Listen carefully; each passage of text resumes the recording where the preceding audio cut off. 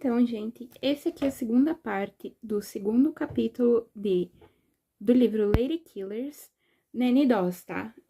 É o capítulo que fala sobre assassino em série Nanny Doss. Se vocês não sabem o que aconteceu até agora, vão lá no meu primeiro vídeo e entendam, e depois voltem nesse. Bom, vamos continuar então. Número 4. Querido, como sentimos sua falta.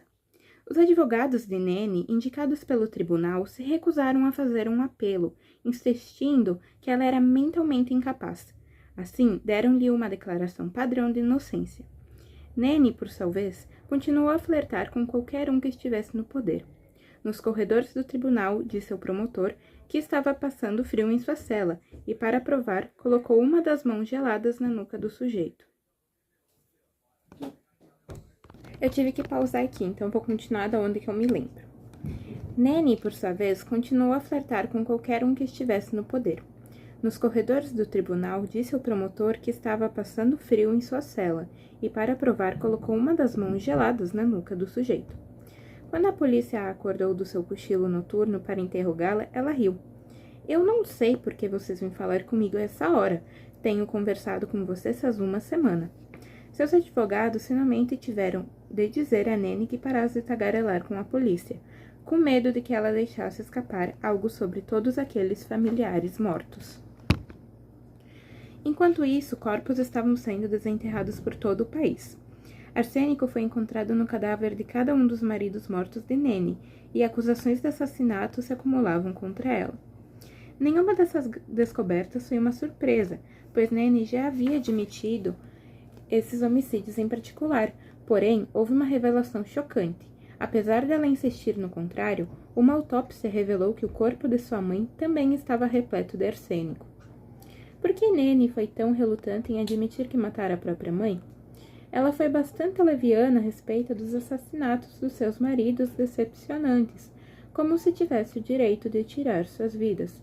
Considerando quão entusiasmada se mostrou com a autópsia de Sam Doss, ela parecia desejar que a matança de seus maridos viesse à tona, e, no entanto, não suportava a insinuação de que tivesse feito mal à sua mãe.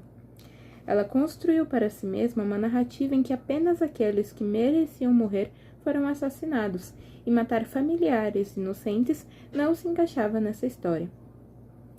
Eu ficaria de joelhos e sairia rastejando pela minha mãe, insistia ela, e os jornais imprimiram palavra por palavra. Embora a imagem produzida por ela fosse de uma feminilidade inofensiva e amorosa, uma imagem dependente de suposições sexistas e antiquadas sobre quem poderia ser perigoso e em que momento. Nanny, a suposta assassina da mãe, na realidade tinha um terrível lado obscuro. Isso pode parecer óbvio, já que ela tinha assassinado 11 pessoas, incluindo uma criança, mas estranhamente, ou talvez de forma previsível, ela não assustava as pessoas. Para o público norte-americano, Nanny seria para sempre uma vovó afável, o desfecho de uma piada. Muitos assassinos em série, Ted Bundy é um que vem à mente, causam tremores não apenas por seus crimes, mas por sua capacidade de se passarem por uma pessoa comum, não violenta, até mesmo encantadora. Declaração direta de Bundy. Eu era uma pessoa normal, tinha bons amigos, levei uma vida normal, exceto por esse pequeno, mas muito potente e destrutivo, segmento que mantive segredo e bem perto de mim mesmo. Quando não estamos cometendo seus monstruosos crimes, eles caminham entre nós, parecendo perfeitamente inocentes e, no caso de Nanny, uma vovó rechonchuda, fofa e bastante maternal. Não é esse o aspecto mais assustador em relação aos assassinos em série? A ideia de que Bundy poderia ter sido seu vizinho e de que Nanny poderia ter lhe preparado uma xícara de café?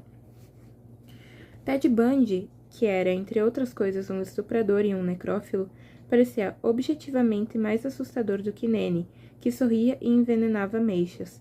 Mas assassinos em série não são assustadores por serem homens. Eles são assustadores porque destroem a ordem.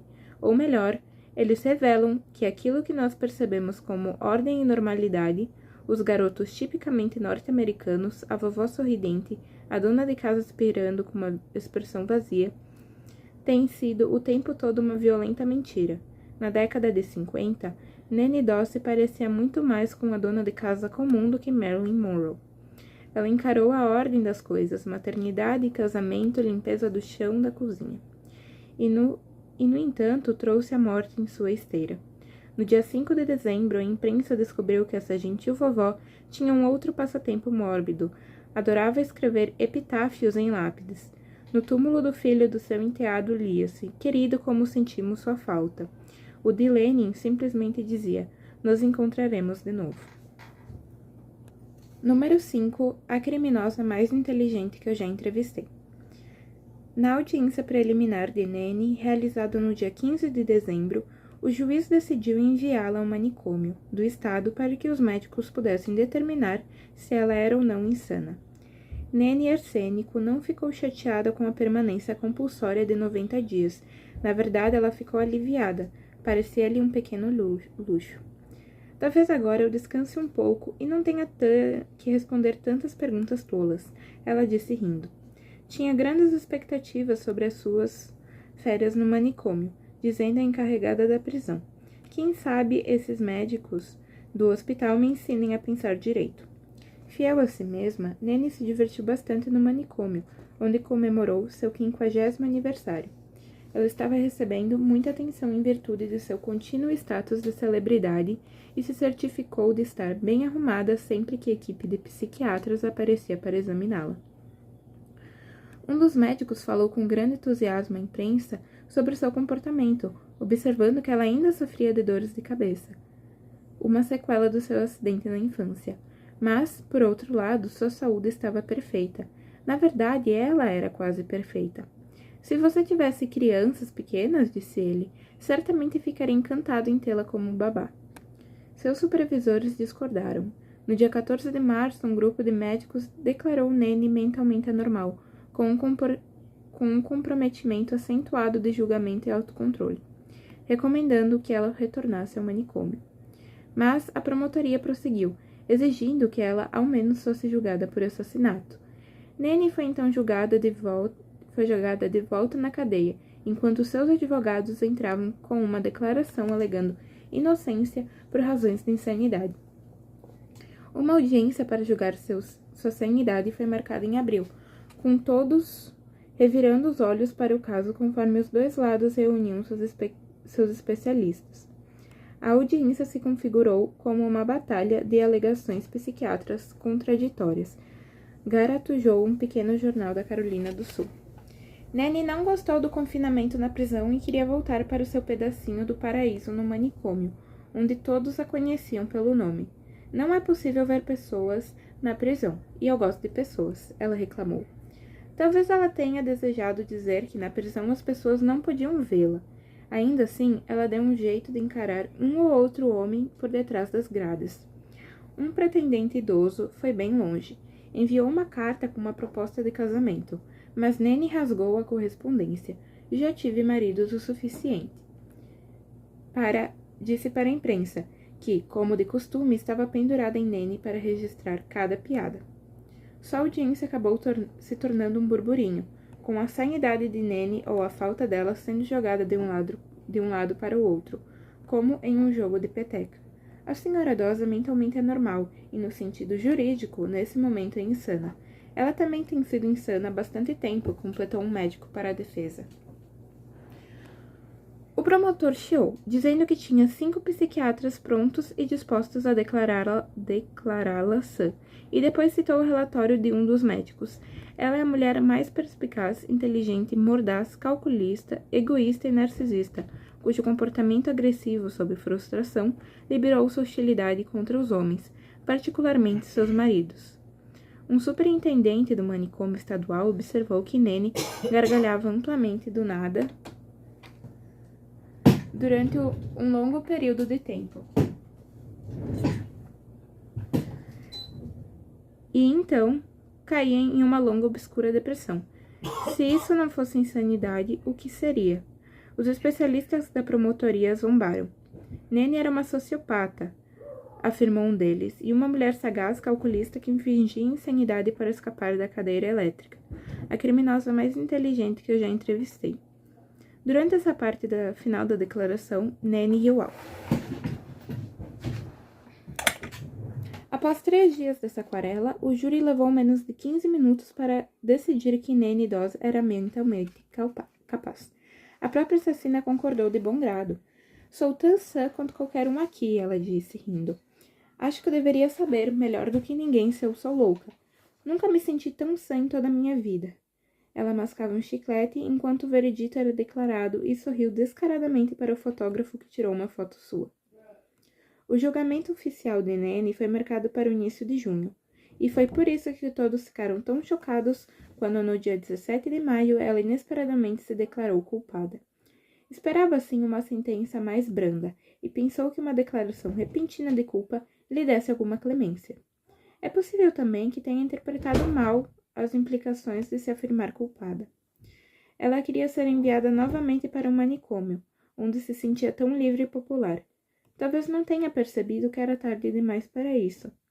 Nanny foi oficialmente declarada sã e com essa declaração de culpa, ela agora era oficialmente uma assassina. Sua sentença foi proferida no dia 2 de junho, ocasião em que a promotora instigou o juiz a considerar a pena de morte. Nanny sentou-se entre seus advogados e mascou mais um chiclete. Ela usava um atraente vestido de festa azul. A audiência foi breve, mas a sentença foi longa. Prisão perpétua. Teria sido a cadeira elétrica, mas o juiz não podia suportar o pensamento de matar uma mulher. Esse tribunal nunca ouviu falar de uma mulher sendo condenada à morte por qualquer crime em Oklahoma, disse ele. Pode acontecer algum dia e as pessoas desse estado ficariam muito relutantes em presenciar tal acontecimento. Após a sentença, Nanny declarou: não guardo ressentimentos.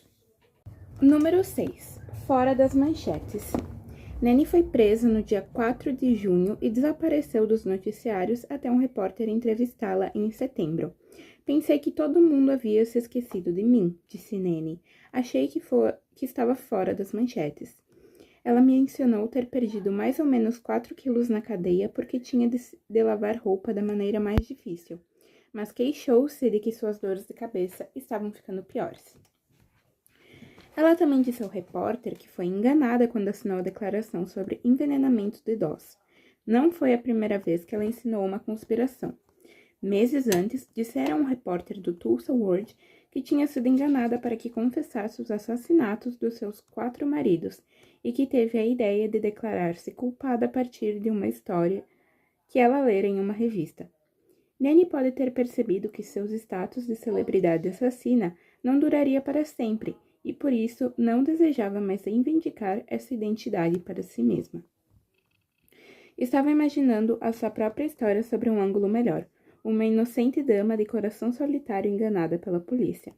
Por outro lado, Nanny parecia feliz o suficiente sem nenhuma vontade de voltar para sua velha rotina de casamentos e tarefas domésticas. Eu sou uma pessoa engraçada, disse ela. Se eles me expulsarem daqui hoje, eu iria direto para o hospital em Vinita e ficaria contente em passar o resto da minha vida lá. Parece loucura, não é? Embora o manicômio pudesse ter sido seu final feliz, Nanny ainda adorava a prisão. Ela podia fazer tudo o que não podia fazer com Sam Doss. Assistir a filmes, ver TV e participar de danças ocasionais, estritamente para 50 prisioneiros. Ela adorava a direção da prisão e a senhora N.F. Whitaker, que era praticamente como uma mãe para ela. Nanny teve um leve ataque cardíaco em setembro e passou um mês de repouso, mas fora isso estava se divertindo. Seus familiares não a visitavam e ela talvez já esperasse essa atitude. A prisão, ela disse, era como estar em casa. Mas o que um lar significava de fato para Nanny Doss? Ela se ressentia por seu pai ter deixado sua mãe e destroçado seu núcleo familiar, então ela mesma se pôs a destruir 5 retratos diferentes do típico casamento norte-americano.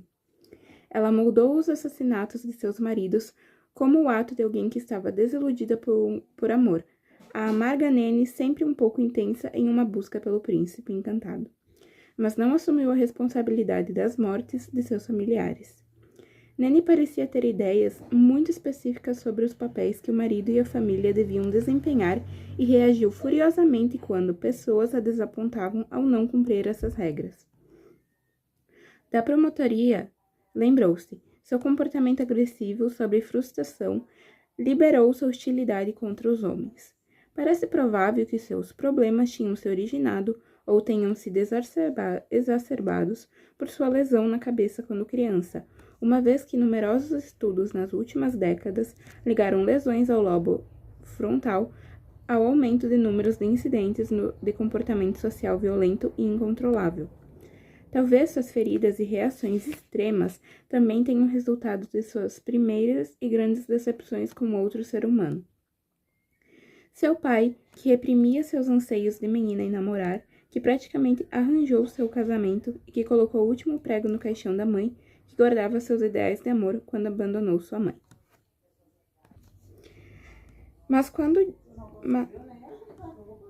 Mas nada disso foi explorado com muita profundidade pela imprensa, nem nas décadas seguintes. Hoje em dia, Nene ainda é lembrada como Hilária vovó assassina, que lia histórias de amor na cadeia e era obcecada por trocar seus maridos por modelos mais novos. Essa atitude persistente ainda hoje em relação às mulheres mais velhas que matam. A disparidade entre o arquétipo da avó que sorri para nós sob uma auréola de cabelos brancos e deliciosas tortas, representando uma fonte de conhecimento aconchegante sobre os bons e velhos tempos, e o arquétipo do assassino, que é fisicamente forte, geralmente do sexo masculino, e segue suas vítimas em becos escuros, esgueirando-se pelas janelas do quarto.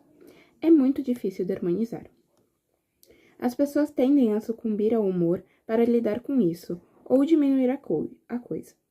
Como um editorial sobre Nene Doss uma vez afirmou com histrionismo, vovó, sua espertinha. Em 2015, uma russa de 60 anos chamada Tamara Samsonova foi presa, suspeita não apenas de ser uma assassina em série, mas de praticar canibalismo e encontrou Nene durante uma entrevista quando jogou um beijo para os repórteres no tribunal. As manchetes adquiriram uma hilaria macabra.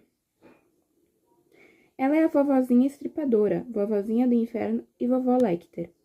Esses são nomes engraçados, com certeza, mas os crimes atribuídos a elas são horrendos quanto os de Jack, o estripador. Ainda assim, de certo modo, quando ela comete esses crimes, eles não passam de algum tipo de piada. Na grande tradição de assassinas em série, sempre ligadas à cozinha, câmeras de segurança capturaram imagens de Samsonova carregando uma panela que acreditava-se continha a cabeça de sua última vítima. Ou considere Melissa Ann Shepard, uma suposta assassina em série canadense de 81 anos que, em 2016, recebeu da imprensa o mesmo tratamento de Nene. Um artigo sobre seus crimes começava com: ela parece uma doce velhinha, mas, enquanto outras a chamava de assassina da bochecha rosada. Que fofo! De certa forma, essa é uma narrativa da qual fomos treinados para rir. Por exemplo, todo o filme Este Mundo é um Hospício se baseia na ironia situacional das mulheres idosas que matam. Mas estamos falando aqui sobre tirar uma vida humana. Quando isso acontece no mundo real, é horrível. A assassina da bochecha rosada, do Canadá, drogou um homem com benzodiazepina e passou por cima dele 2 vezes com um carro. Nene assassinou a mãe que alegava amar. No fim das contas, são tragédias e não comédias. No entanto, é preciso admitir, Nene era inteligente. Sabia como usar o que tinha de melhor. Era esperta o suficiente para perceber que, como uma assassina de maridos, ela podia se esconder atrás dessa persona entorpecida e apaixonante e possivelmente escapar com vida. Se tivesse aparecido na mídia como uma maníaca matricida, nunca teria tido a atenção que teve. Os risos dos cinegrafistas, as brincadeiras dos policiais, o médico que realmente acreditava que ela daria uma excelente babá. E Nene adorava essa atenção. Nene, que sempre se sentiu tão podada pelos homens de sua vida, do seu pai controlador até o puritano Sam Doss. Ela era como uma estrela no reality show, enfatizando apenas os aspectos mais vendáveis do seu passado sombrio. Lentamente, sua história se transformou em um conto de fadas distorcido.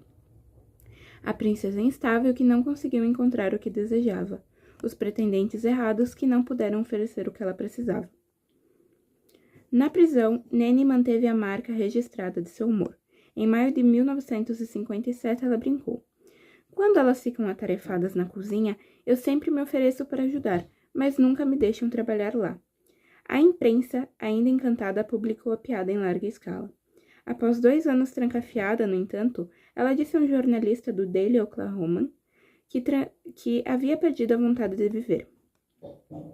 Queria ser julgada novamente no Kansas ou na Carolina do Norte, locais onde ela também havia sido acusada de assassinato. Talvez me deem a cadeira elétrica, disse ela. Infelizmente, a vida se estendeu sem rodeios para a assassina, a quem ninguém levou a sério. 7 anos após sua sentença, ela fingiu outro ataque cardíaco, que a tirou da prisão, pelo menos momentaneamente. Os médicos não conseguiram encontrar nada de errado com ela. Vovó, sua espertinha. 10 anos depois de sua sentença, no dia 2 de junho, o mesmo dia em que foi condenada à prisão perpétua, Nanny Doss morreu de leucemia. Sua notoriedade já estava esgotada. As pessoas haviam parado de prestar atenção anos antes. Manchetes a chamaram de assassina de maridos, envenenadora de companheiro e matadora confessa ao anunciar sua morte, pois seu nome sozinho já não era mais suficiente para lembrar ao mundo por que alguém haveria de se importar. Então, gente, esse foi o final do capítulo da Nanny Doss. O próximo capítulo será sobre a Lizzie Halliday. E eu espero que vocês tenham gostado. Se gostaram, compartilhem, mandem para alguém que vocês também acham que vão gostar do conteúdo. Deem seu like e comentem, porque isso ajuda muito e me faz ficar muito feliz e empenhada de trazer mais vídeos para vocês. Muito obrigada e até o próximo vídeo.